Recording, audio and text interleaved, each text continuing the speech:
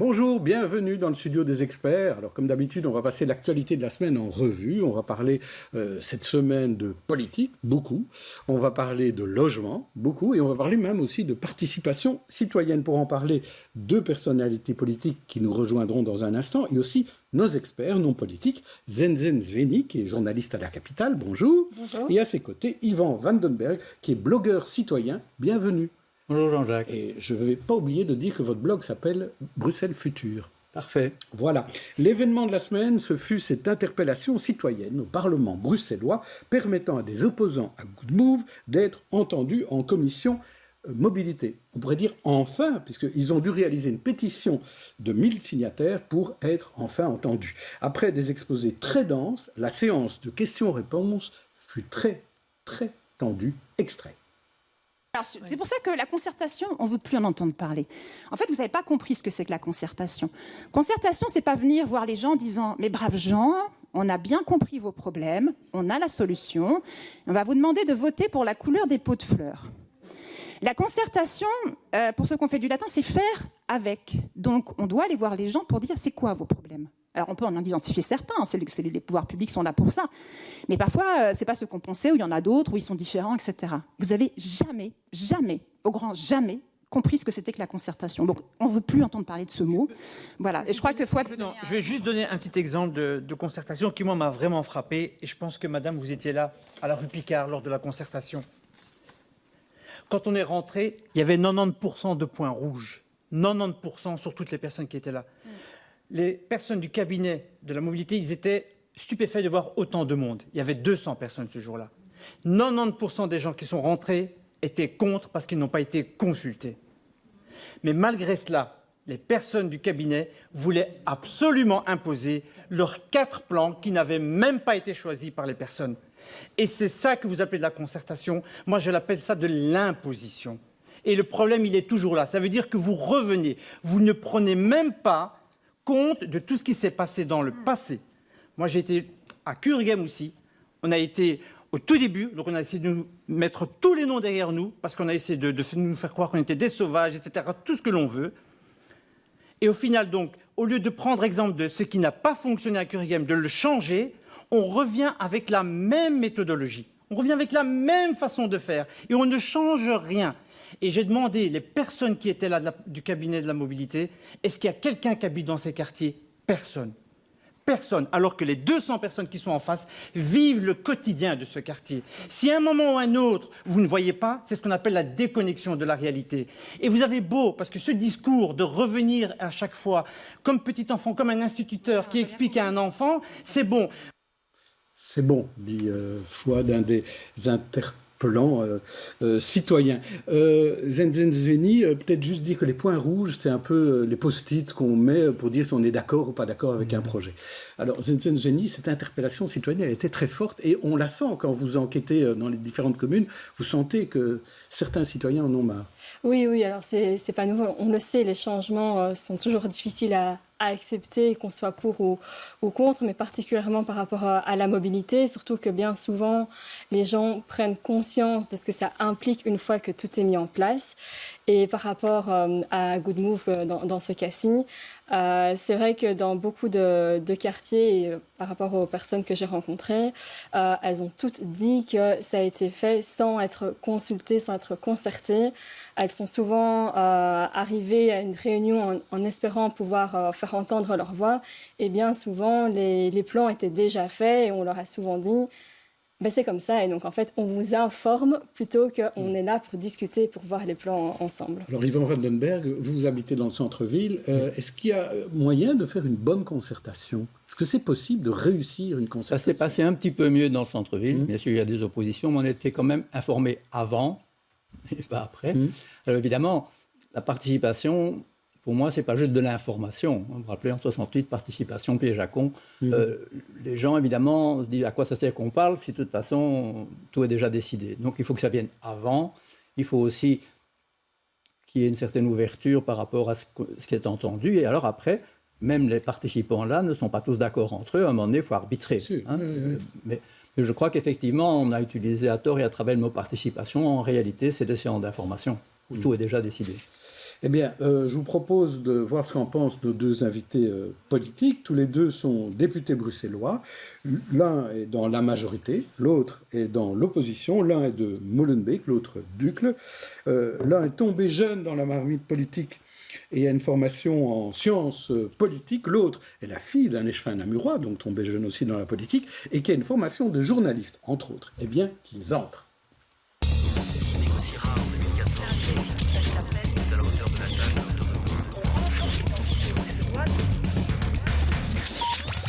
On accueille donc Clémentine Barzin, députée bruxelloise et maire. Bienvenue. Merci, bonjour. Je crois que la dernière fois que vous êtes venue, vous étiez à Bruxelles et maintenant vous êtes à Uccle. Absolument. Oui. On se dirige vers là où on a un coup de cœur. Et... Très bien, donc un coup de cœur pour Uccle. Et Michael Vossart, lui, c'est un coup de cœur éternel pour Molenbeek, député bruxellois. Défi, bienvenue à vous aussi. Merci. Alors on va commencer par vous, Michael Vossart. Est-ce qu'il y a une recette pour réussir une participation citoyenne ? Ouais, je pense qu'il faut d'abord la volonté d'entendre, d'écouter les préoccupations des citoyens. Et c'est vrai que toutes les initiatives qui ont été mises sur la table, tant au niveau des communes que maintenant ici au niveau du Parlement bruxellois, c'est quand même une première, comme pour les commissions délibératives qu'on a organisées. Je pense qu'elles font un peu leur maladie de jeunesse. Elles doivent évoluer, mais on doit trouver le juste milieu entre comment on entend les préoccupations, on les prend en considération, les préoccupations des citoyens, et comment les politiques, avec une responsabilité, avec un mandat, font en sorte qu'on puisse justement pas répondre à tout, ou dirais-je, corriger. Ici, on parle du plan Good Move, par exemple. On sait qu'il y a beaucoup de réticences dans l'application de ce plan. Dans les communes, ça s'est très mal passé. Hein, ce plan, par il faut le dire honnêtement. Mais oui, voilà. Donc, il y a eu vraiment des grandes difficultés. C'est un exemple où on a manqué de concertation. Et ici, dans la participation qu'on a dans cette commission, on sent qu'il y a une demande d'être plus entendu et il faut l'entendre. Et c'est normal. Maintenant, il faut faire un suivi de cela. Je crois que c'est ça aussi qui est important. Nous, avec Mme Barzin, on a participé à la commission délibérative sur la formation d'alternance.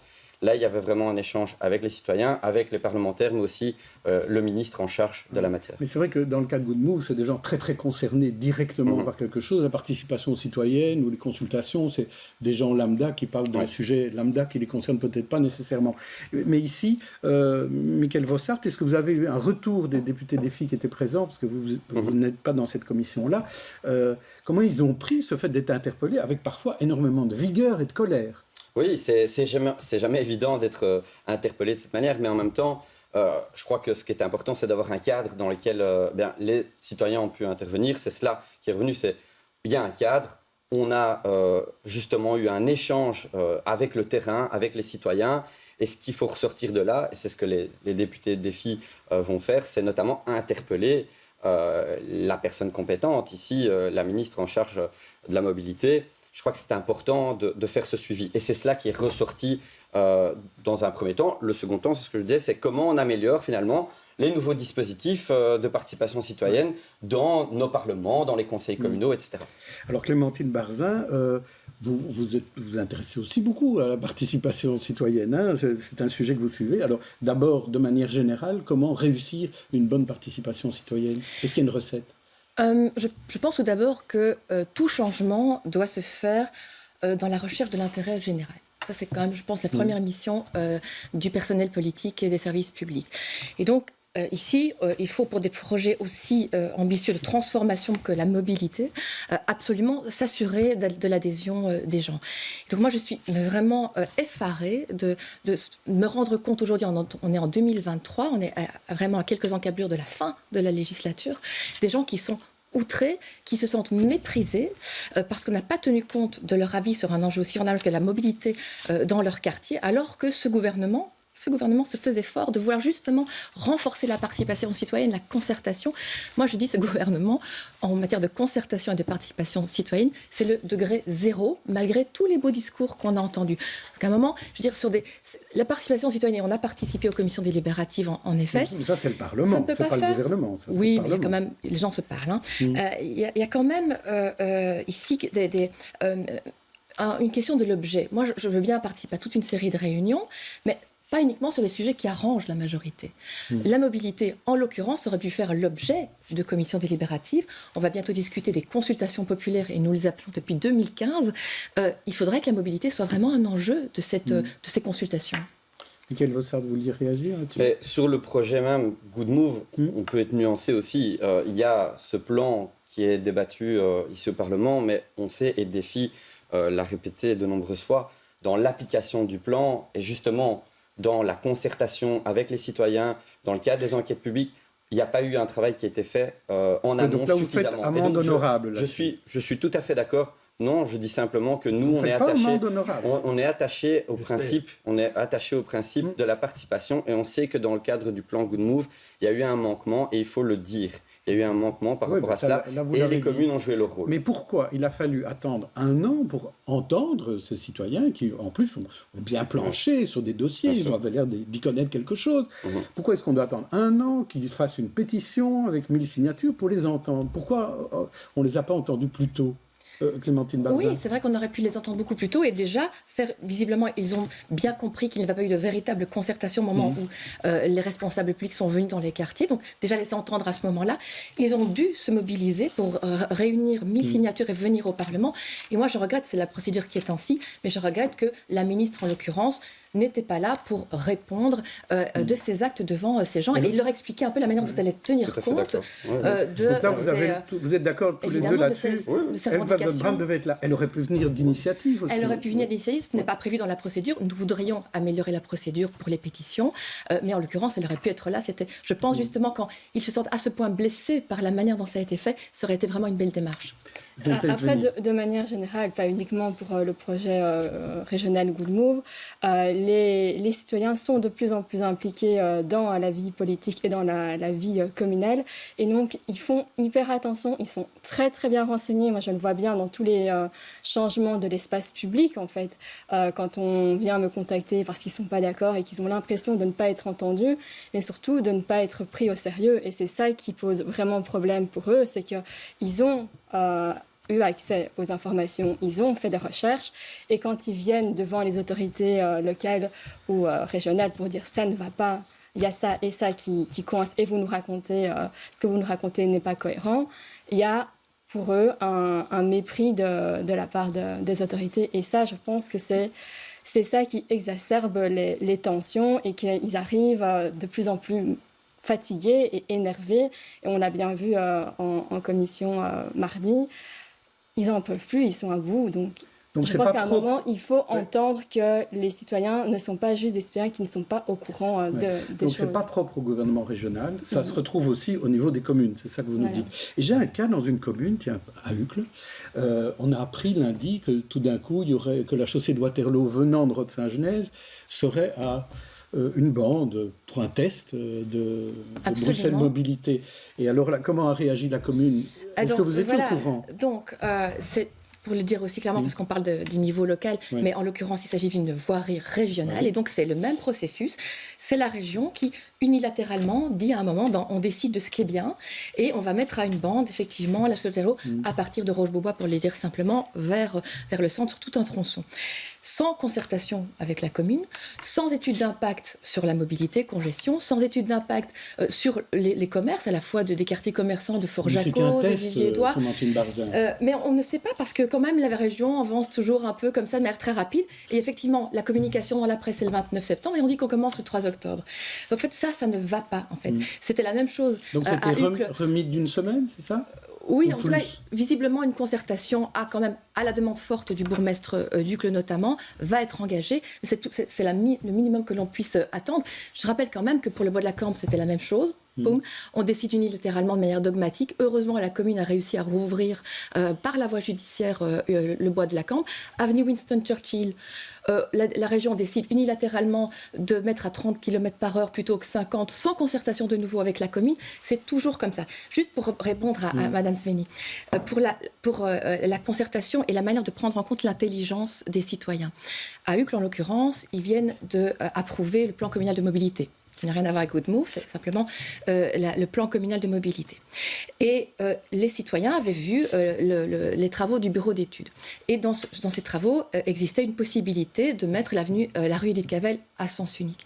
Eh bien, il y a eu des concertations, les citoyens documentés ont dit nous ça ne va pas aller, c'est pas possible. Eh bien, la commune a dit ok, on ne le fera pas. Donc je veux dire, ça peut marcher. Mais la commune est évidemment soumise aux élections communales qui approchent et peut-être qu'elle est évidemment plus encline à accepter des demandes. Sauf erreur de ma part, il y aura des élections également régionales en juin de l'année prochaine. Donc, ça se je pense que peut-être dans un ensemble. Et l'écoute, elle doit être permanente de la part de tous les responsables politiques. Et partout. Michael Vossart, il y a un autre cas aussi, c'est la petite ceinture, un tunnel. On a découvert aussi, je crois que c'était lundi, qu'on allait mettre sur une bande 3 tunnels pour bloquer une seule sortie.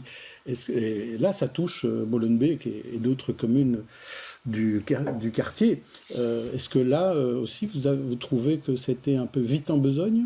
Mais dans tous les dossiers, on a aussi cité Churchill. Bon, là, il faut juste clarifier au sein de la majorité qui dit finalement la vérité, parce qu'il y a l'échevin écolo et il y a le bourgmestre qui ne disent pas exactement la même chose.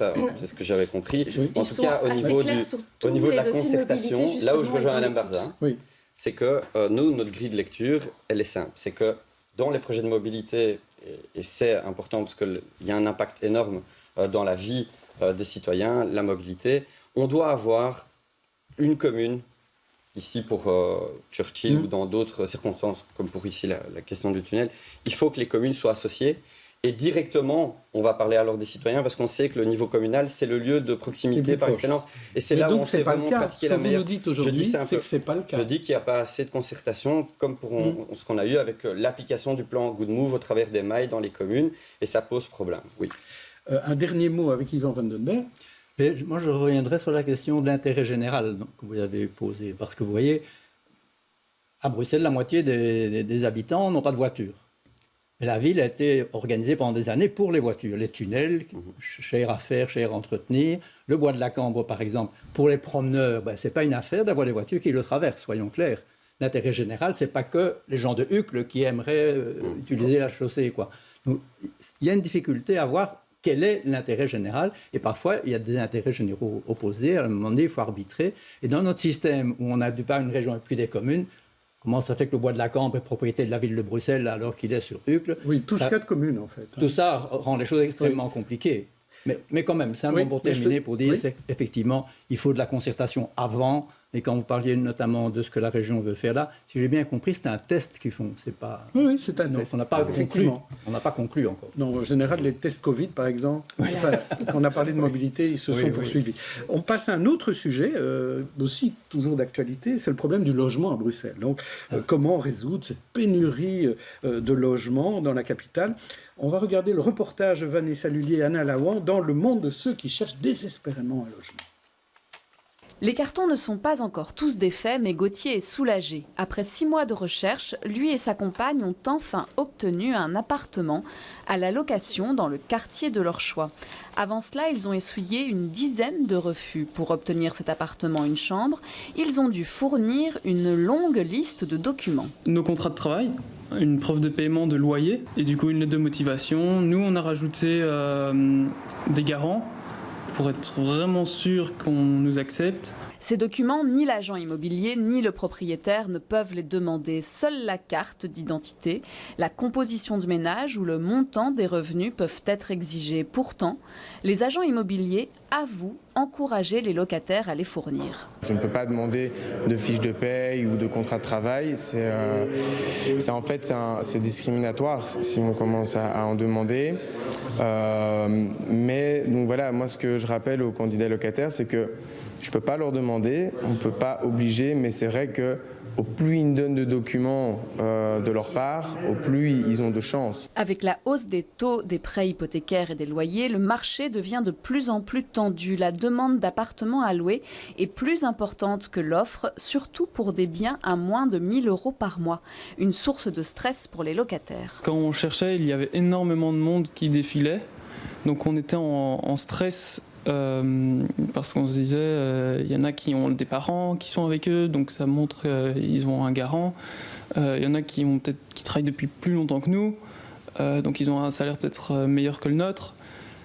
Il y a plein de facteurs qui font qu'on était en stress. Donc, et je pense que tous les gens qui visitaient étaient en stress finalement, on n'était pas les seuls. Après cette épreuve, Gauthier espère rester le plus longtemps possible dans son appartement. Pour les familles monoparentales, avec des faibles revenus ou issues de groupes minoritaires, le risque d'être refusé est encore plus important. À Bruxelles, 60% des habitants sont locataires. Alors on dit souvent on manque de logements sociaux, mais on manque tout court de logements, de manière générale. Clémentine Barzin, est-ce qu'il y a là aussi une recette à suivre en matière de logement? Parce qu'on a l'impression de patiner un peu là-dessus depuis quelques décennies. Mais en ce qui concerne le nombre de logements disponibles, il y a quand même des raisons aussi qui sont administratives. Je veux dire, demander un permis aujourd'hui, ça prend 2 ans et demi. Donc ça, c'est en termes de disponibilité. Pour construire, vous voulez dire, ou rénover? Oui, ou rénover. Donc voilà, quand on veut mettre plus de logements en disponibilité, il faut quand même à un moment appliquer des recettes d'accélération pour les permis. Concernant le prix des logements, il ne vous aura pas échappé non plus que l'indexation du précompte immobilier, les additionnels au précompte immobilier dans certaines communes ont été vraiment d'un impact incroyable. Ça, c'est pour les propriétaires. Pour les propriétaires, mais donc, comment fait le propriétaire? À un moment, il doit répercuter. Donc, les coûts, évidemment.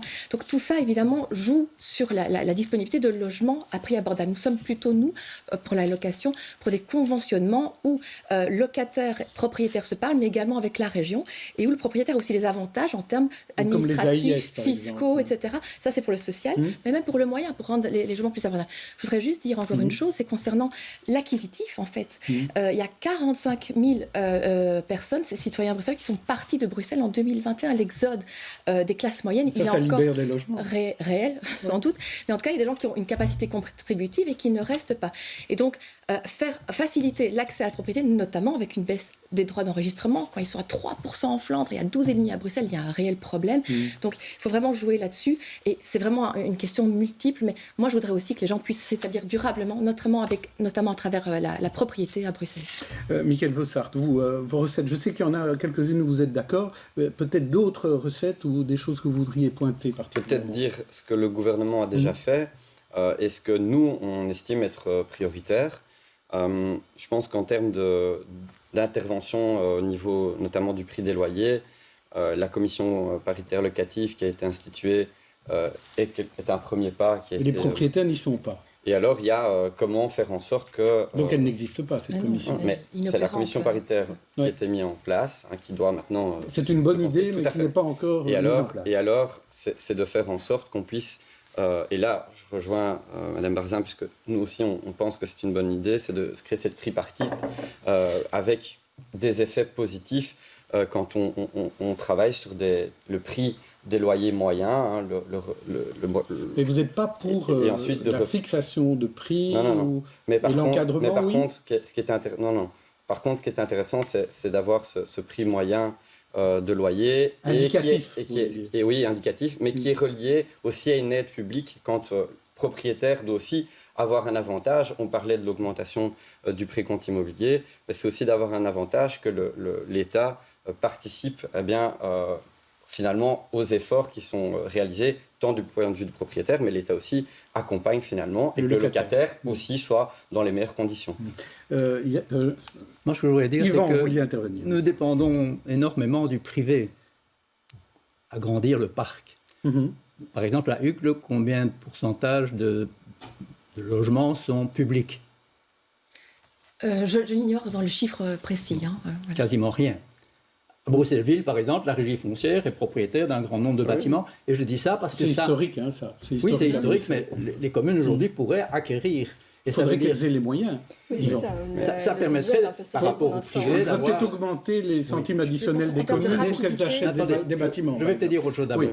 D'abord, on manque de chiffres.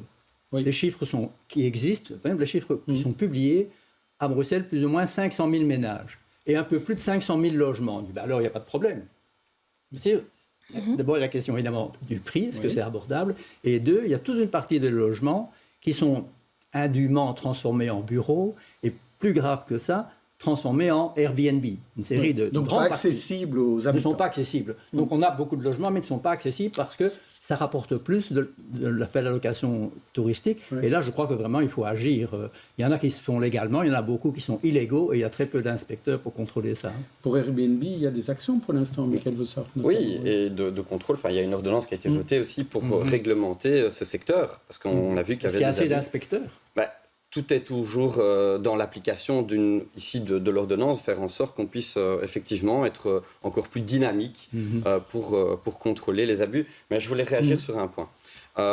Effectivement, le secteur privé, pour aller vers lui, il faut pouvoir trouver un dispositif qui marche. Et je sais que les AIS, les agences immobilières sociales, on voit qu'elles ont vraiment un vrai succès.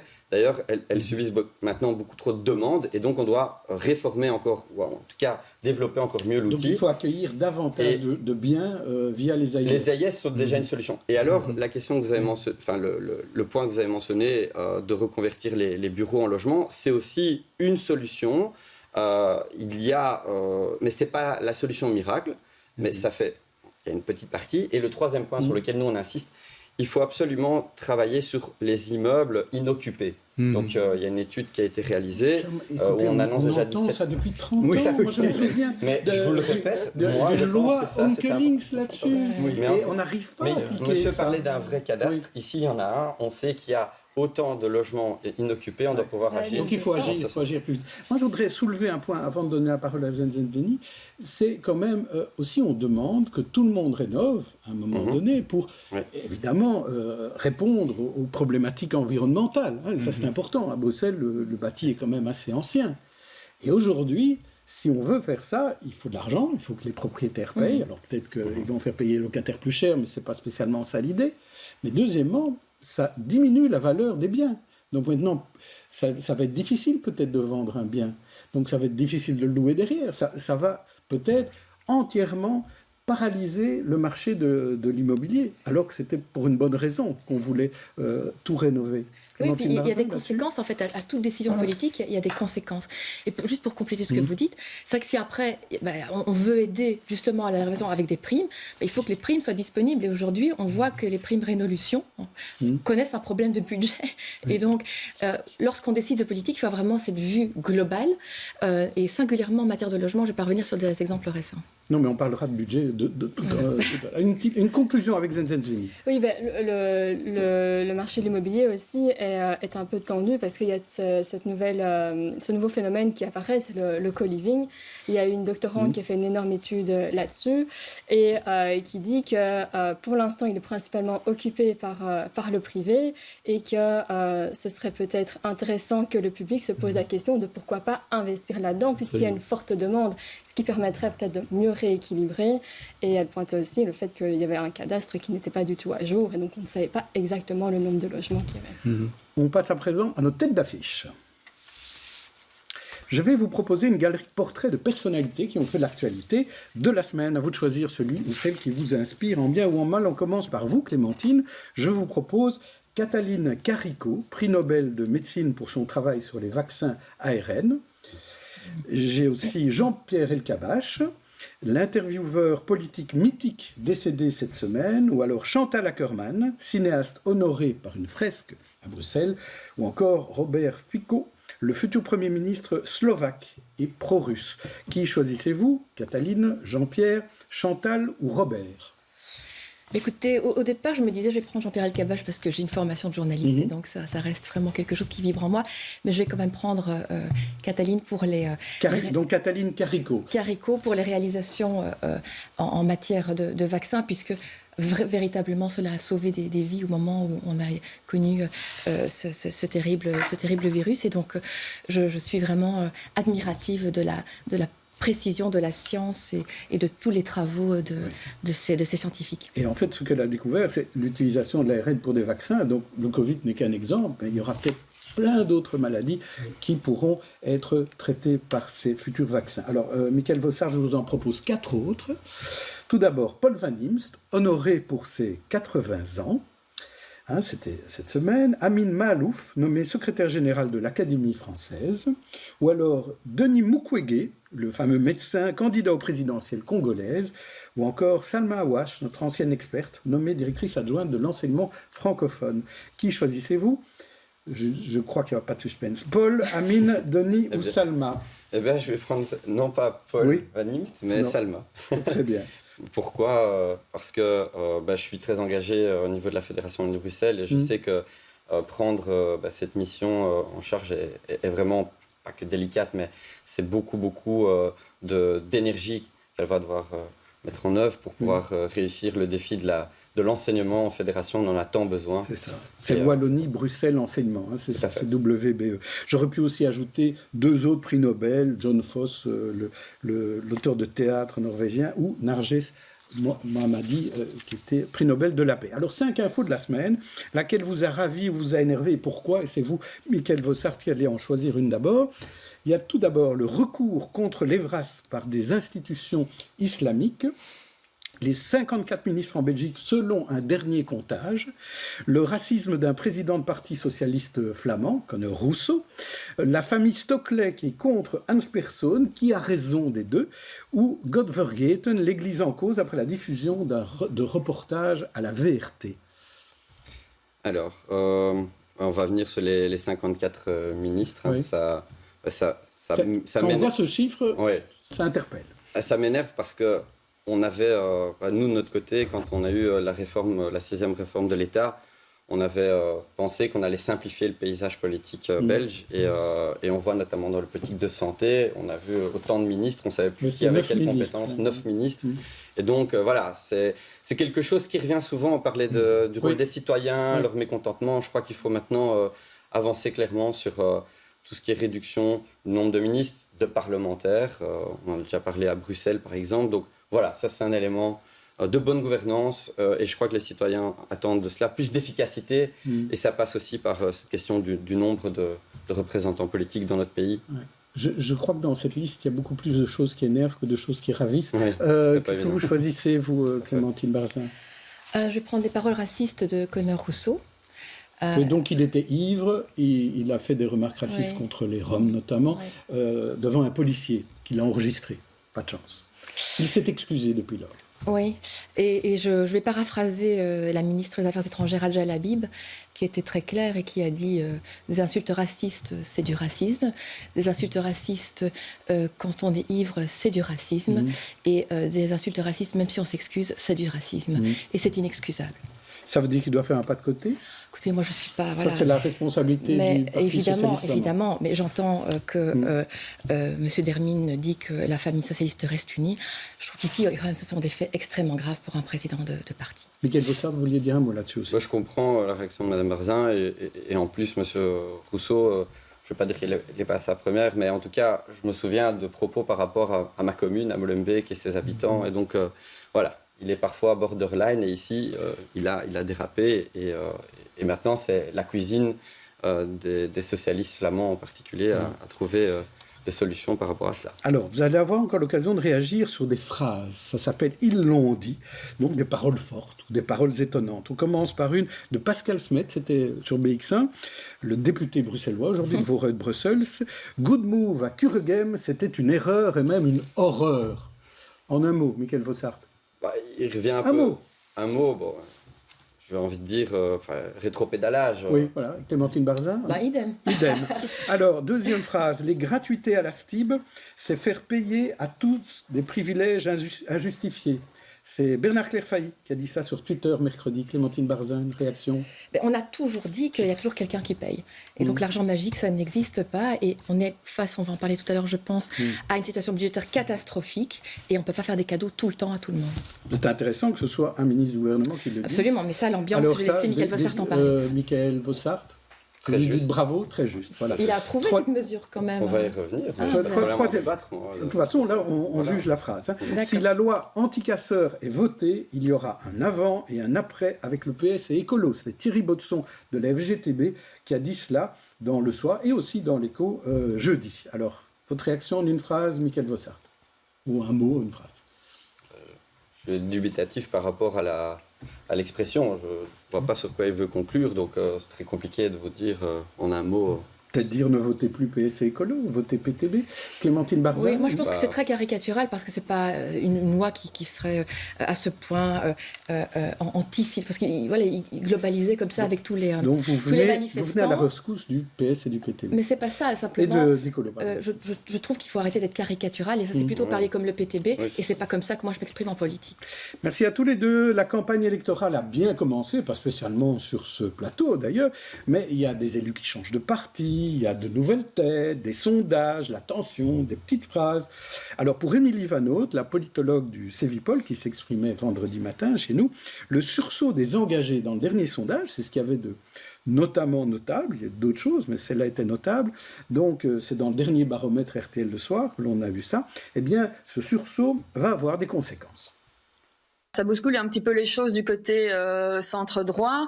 On avait plutôt, en effet, misé sur un estompement électoral. Ici, on voit une légère hausse dans les sondages. Il faut aussi voir les annonces qui risquent éventuellement encore d'être faites en termes de personnalité, parce que pour le moment, on a entendu beaucoup d'annonces vis-à-vis de personnalités du côté wallon. Sans doute que d'autres éléments vont encore être mis en avant à Bruxelles, ce qui permettra aussi de mieux comprendre le positionnement des engagés sur l'espace bruxellois. Mais il est certain qu'il y a éventuellement un élément de concurrence, soit vis-à-vis du MR, mais aussi vis-à-vis de Défi, qui est sur finalement un créneau, un segment électoral relativement proche. Est-ce que vous êtes sur un segment relativement proche, Michael Vossart, des engagés aujourd'hui? Il y a des points de convergence sur le socio-économique. Mais sur les questions identitaires, des questions de vie en société, on n'est pas sur la même longueur d'onde. Donc maintenant, voilà, eux qui montent dans les sondages, vous qui baissez dans les sondages, comment vous voyez ça? Il faut voir ça sur du plus long terme. Après, je dirais les tendances affichent plutôt, je ne vais pas commenter le score de l'un et de l'autre. J'ai envie de dire qu'aujourd'hui, le citoyen, de ce que nous on entend sur le terrain, c'est qu'il veut des politiques qui répondent à ses préoccupations, d'avoir un service public efficace. C'est des choses vraiment qui reviennent. Donc les partis doivent pouvoir se positionner sur ces questions-là et rétablir la confiance. On a parlé d'un rapprochement entre les engagés et Défi. Est-ce que c'est encore d'actualité ou bien c'est oublié? Non, on a coupé court. Bon, moi, je ne suis pas suspect, même en élection interne, quand je me suis présenté à la présidence. On est avec François De Smet et les membres de mon parti sur la même longueur d'onde par rapport à ça. On construit, on travaille au développement du parti, que ce soit à Bruxelles et en Wallonie. Alors Clémentine Barzin, le maire est devenu, enfin pas est devenu, mais est redevenu numéro 1 sur Bruxelles, selon le sondage. Vous dites, voilà, c'est plié, c'est bon, on est dans la majorité la prochaine fois au régional? Évidemment que la priorité, ça reste de travailler, d'une part maintenant, avec une capacité d'influer le plus possible depuis l'opposition malheureusement à Bruxelles sur les décisions qui sont prises et puis de se préparer avec un projet de société. Alors c'est vrai qu'on commence un peu à se dégager dans les sondages, à se porter en tête et c'est tant mieux. Mais peut-être parce que les citoyens électeurs qui sont de centre-droit, de sensibilité de centre-droit, ont envie de soutenir un parti qui pourra peut-être le plus peser. Mais de centre-droit ou de droite? Qu'est-ce qu'on doit dire? On est de centre-droit. Moi, je suis libérale pleinement. Je m'adresse à tout le monde. Vous êtes libérale sociale? Il y a certains qui disent moi, je suis libérale sociale. Il y en a même chez les engagés qui disent je suis libérale sociale. Oui, je suis libérale. Ça veut dire que je m'adresse à tout le monde avec un projet qui veut l'épanouissement de chacun, la capacité de se développer à travers son activité, à travers la propriété, sa famille, etc. Donc ça, je pense que les gens vont commencer à réagir par rapport à cela. Alors, je vois bien ce qui se passe chez les engagés. Il y a un côté un petit peu vedette, on cherche des vedettes. Mais j'entends Yves Copiters qui ne sait pas quel est le nombre de députés à la Chambre. J'entends Armelle Gisène qui dit qu'elle ne veut pas parler de ses convictions. Après, il va falloir quand même parler du projet de société, quoi. C'est un peu ça qu'on attend. Mais il n'y a pas encore de stars vraiment sur Bruxelles au niveau des engagés. Ils en promettent une. Voilà, sur Bruxelles, on ne sait pas encore à quoi s'attendre. Mais moi, ce que je veux simplement dire, si on perd encore une seconde, c'est que quand on regarde les derniers sondages, avec toute la prudence qu'on peut avoir, si on prend le MR qui est à 22 et on ajoute engagé Défi, on est environ 35. Si on prend PS et Écolo, on est environ à 35. Et donc, en fait, il y a un bloc de gauche à 35 et puis un bloc de centre-droite à 35.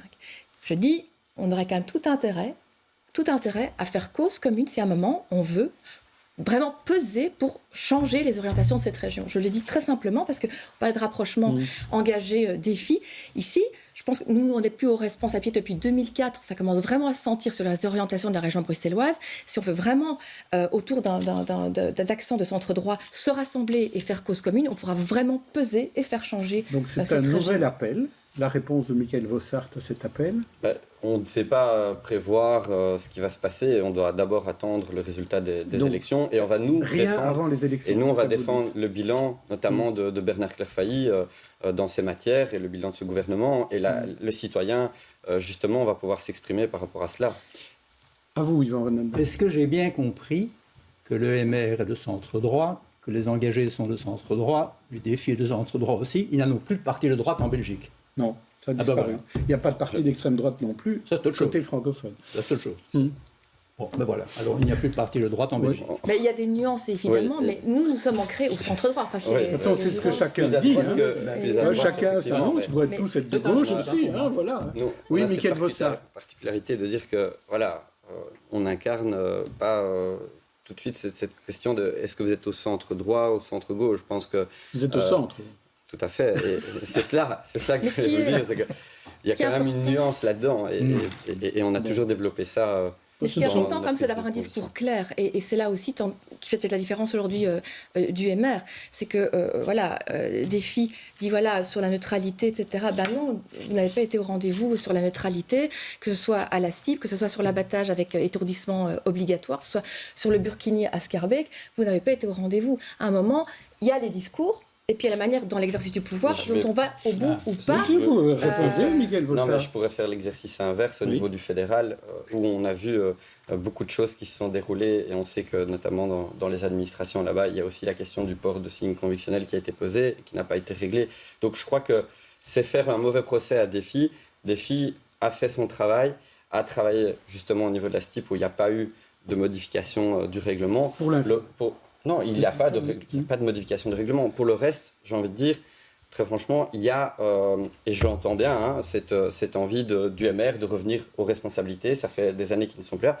Mais la question, elle doit être posée aux citoyens avant tout, Oui. et pas Et on aux verra après différents les partis. élections. On verra bien. C'est ça. Zenzenzuni. Oui, mais justement, on parlait de discours clair. Je pense que c'est aussi ce que les citoyens demandent pour les précédentes élections. Quand ils regardaient un peu les programmes, tout finalement se ressemblait quand même assez fort. Donc, à un moment, quand est-ce qu'un programme clair va être défini sans passer par des petites piques et des petites attaques qui Oui, sont c'est pour pour quand les l'instant programmes? fort, Oui, c'est vrai que c'est une bonne question. fort ça. présentes, Oui. même en commission notamment. par Michael exemple. Vossart, c'est Et pour je quand le rajouterais- programme de défi? Oui, et je rajouterais... Non, répondez à ça. Bah, d'abord. on a déjà À quelle fait... date on aura un programme? On a 5 axes Oui. qui ont été développés. Maintenant, on va aboutir ici pour la fin de l'année. Et je voulais vous rappeler une Oui. chose, parce qu'on sent que dans la campagne, on va avoir beaucoup de discours populistes. On va essayer de charmer un électorat, vu la crise sanitaire, la crise économique. Eh bien, il faut aussi pouvoir démontrer que d'un point de vue budgétaire, on soit réaliste On va en parler du dans budget. nos propositions. Oui. Ça, c'est important. Clémentine aussi. Barzin, OMR, le programme, c'est pour quand? Mais Sur nous, Bruxelles. on est déjà au travail depuis plusieurs mois, en interne même du groupe MR. Oui. On met vraiment Donc les c'est pour choses. quand?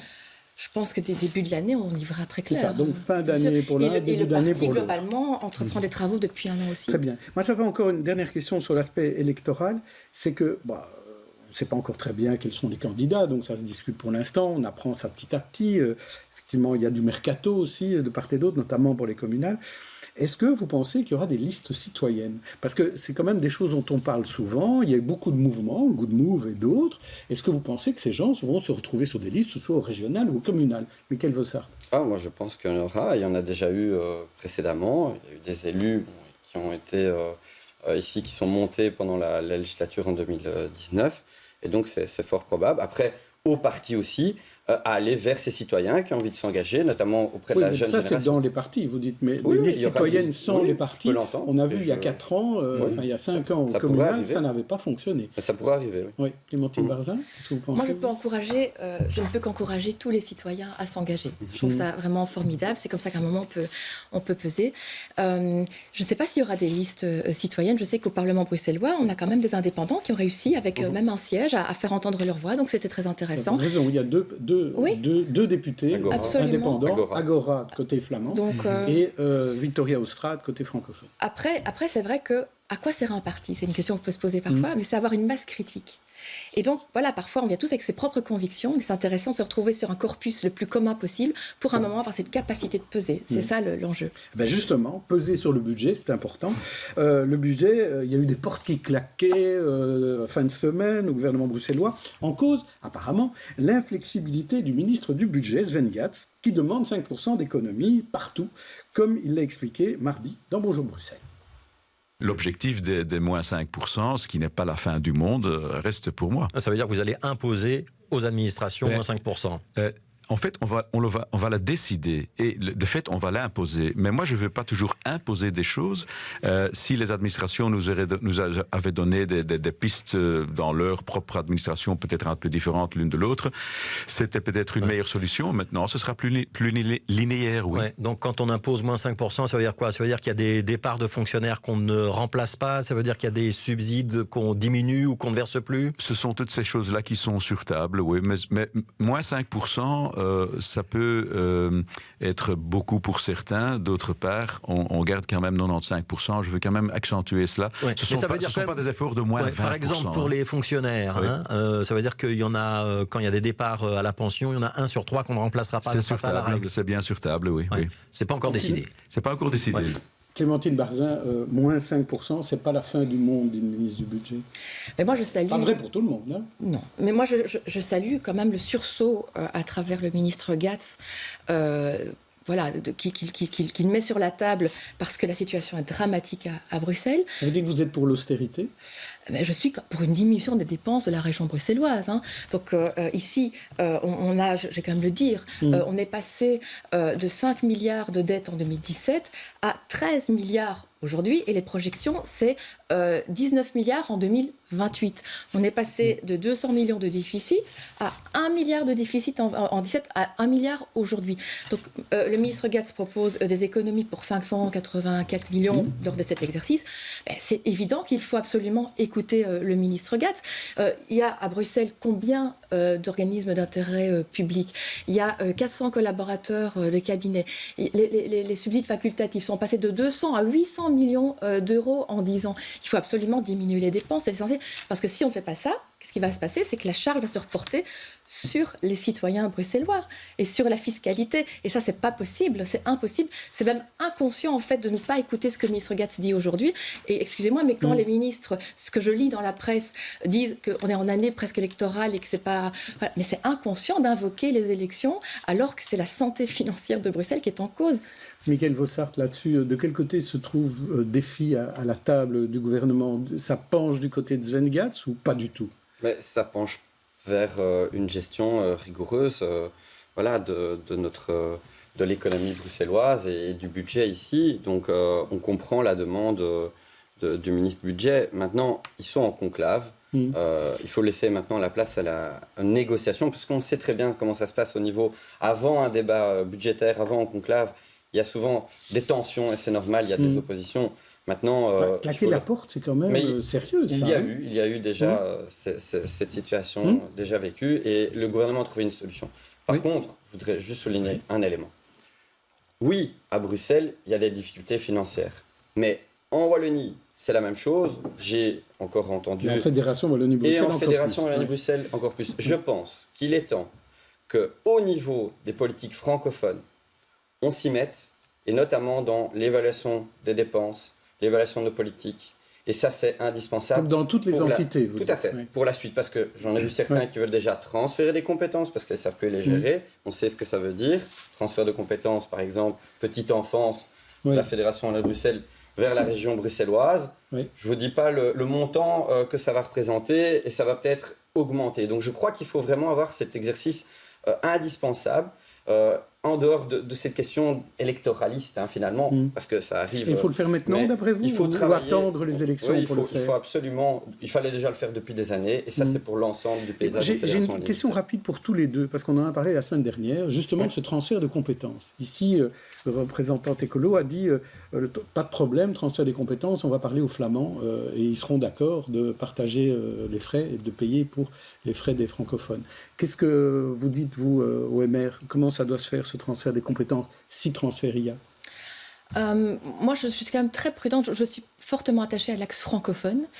Et je pense que s'il y a des arrangements à faire aujourd'hui pour optimiser, on doit d'abord les réfléchir dans l'espace francophone. Mais sur la situation financière... Non, je voudrais... Mais elle a un impact là-dessus. Parce que si maintenant on arrive à genoux financièrement, on ne va être que demandeur, en fait. Donc pas de transfert pour vous. Et pour vous, Michael Vossart, à quelles conditions il peut y avoir un transfert? Je suis ravi d'apprendre déjà que...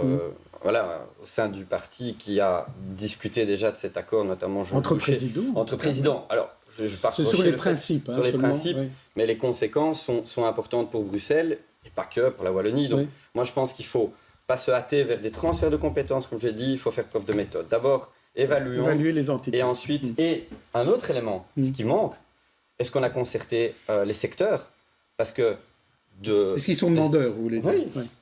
Yvan Van Notberg. Moi, je voudrais quand même poser une question. Qui est le ministre du Budget? C'est M. Zengatz. C'est quand même lui qui, pendant toutes ces années, a accepté les dépenses, notamment les dépenses faramineuses du métro 3. Et il n'y a pas longtemps, il disait « le prochain gouvernement devra faire des économies ». Bon, eux, ils dépensent, et après, les prochains doivent faire des économies. Maintenant, il dit non, la dernière année qui nous reste, nous devons faire des économies. Mais c'est quand même lui, un libéral, grand argentier, un homme intelligent, c'est quand même lui qui a laissé... Et c'était déjà un libéral avant lui, puis c'était Guy Van Engel. Mais oui, depuis presque le début de la région. Et donc, quand même, je ne vais pas y revenir trop, mais le métro 3 nous endette pendant une éternité. Oui, mais on l'amortit sur 100 ans. C'est moins cher, peut-être. Oui, on amortit les tunnels sur 100 ans, mais pas les wagons. Non, écoutez, il y a quand même là une situation. Moi-même, je suis tout à fait préoccupé, quand je m'intéresse au futur de Bruxelles, de l'argent que nous dépensons maintenant, que nous n'avons pas. Ça veut dire que ceux qui vont venir après nous, c'est eux qui vont devoir. C'est ce qu'on a toujours fait, dépenser de l'argent qu'on n'avait pas. Non, la région n'a pas toujours été endettée, c'est pas vrai. Oui, mais c'était le fédéral. Mais le fédéral l'était à sa place. Zen Sveni. Moi, j'aimerais juste rappeler que finalement, les communes sont le seul niveau de pouvoir où ils doivent rendre un budget à l'équilibre. Donc, ils sont obligés, oui. Elles sont obligées. Donc, moi, je me demande un petit peu, au niveau de la région, pourquoi est-ce que ça fait tant de bruit de devoir tout d'un coup faire des économies alors qu'elles n'ont pas l'obligation de rendre le budget à l'équilibre. On passe à présent au coup de cœur.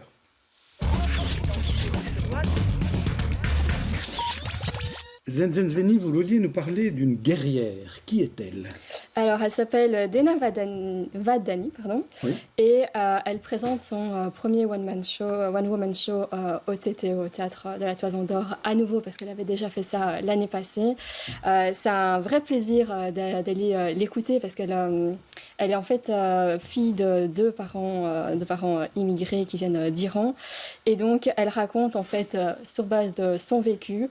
Elle a été étudiée en Flandre, mais elle a aussi vécu à Bruxelles. Et donc, il y a un peu ce triple héritage Iran, Bruxelles, Flandre qui se retrouve dans son parcours. C'est plein d'autodérision. C'est l'occasion de parler de la place des femmes en Iran, en Belgique, mais aussi de la place des femmes quand elles sont homosexuelles, et donc aussi de la liberté d'expression. Oui, donc il y a plein de choses, et pas beaucoup de sa maman voilà, aussi. Un vrai spectacle à aller voir au TTO jusqu'au 14 octobre. Oui, donc il faut se dépêcher, si c'est jusqu'au 14 octobre. Mais il reste encore des places. Oui. Alors, Yvan, vous vouliez nous parler, vous, d'un parc qui vous a séduit. Et là, il ne faut pas se dépêcher parce qu'il est là pour longtemps.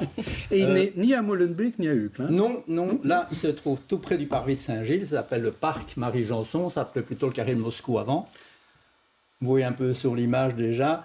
Qu'est-ce que ce parc a d'extraordinaire? D'abord, ce n'est pas prestigieux, ce n'est pas du luxe. Mais il faut que vous y alliez voir comme tout a été bien pensé. Il y en a pour les jeunes, pour les vieux, pour les hommes, pour les femmes, pour les chiens. Ils ont pensé vraiment à tout le monde. Et ce qui est aussi d'extraordinaire, c'est la perméabilité. Donc, quand je vois la place de Brouckère complètement minérale, tout va dans les égouts. Et là, au contraire, tout peut être absorbé par le sol. C'est une vraie réussite. Et je félicite vraiment le bureau d'études qui a fait ça, parce que ça devrait être un exemple pour le reste de la région. Ce n'est pas spectaculaire, mais c'est incroyablement efficace. C'est le parc de demain. Voilà. Oui. Et Marie Janson, c'est elle qui était la première avocate au barreau de Bruxelles aussi, hein, pour dire... La mère de... La mère de... Je ne sais pas. Ah bon. Ben voilà. Eh bien, vous pouvez toujours nous envoyer sur notre site à Alertez-nous, vous pouvez nous dire qui était la fille de Marie Janson ou le fils de Marie Janson. Oui. Alors moi, je voulais vous parler en coup de cœur d'une série. Ça s'appelle Sous contrôle et la vedette principale c'est Léa Drucker. Alors Léa Drucker joue une espèce de Mère Teresa, présidente d'une ONG qui s'appelle Docteurs du Monde, et alors elle est bombardée, ministre des Affaires étrangères.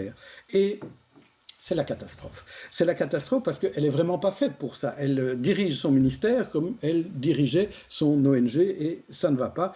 C'est une donc comédie politique, donc c'est à la fois très drôle mais très juste au niveau politique, en tout cas pour ce que j'en sais. Et c'est à voir sur Arte, soit en télé, soit sur leur site Arte TV. Le scénario est écrit par le bruxellois Charlie Delwart, à noter. Alors peut-être une idée de balade ce dimanche ou dans les jours à venir, Michael Vossart, quelque chose à faire, à part aller voir le RUDM. Non, mais aller aussi voir le RUDM.